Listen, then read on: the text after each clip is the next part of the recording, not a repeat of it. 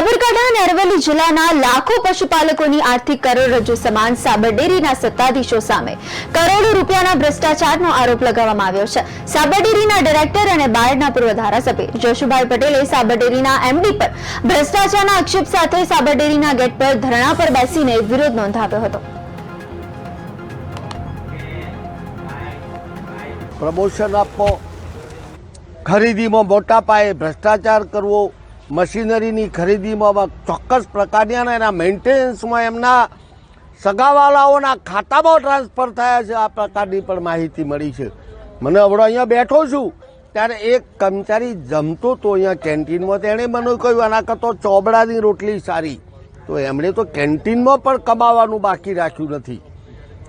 આ પ્રકારનો ભ્રષ્ટાચારથી સહન ન થતો ચૂંટણીનો માહોલ હતો, બધો પૂરો થયો, એટલે આ જે ભ્રષ્ટાચારીઓ છે એમનું ખુલ્લા પાડવા માટે આ એમડીને સમય પૂરો થયો છે, એને એક્સટેન્શન આપવાના કોઈને પાવર નથી, છતાંય ખુરશી ઉપર ચીટકી રહ્યા છે। ચેરમેન પણ એ વાત છે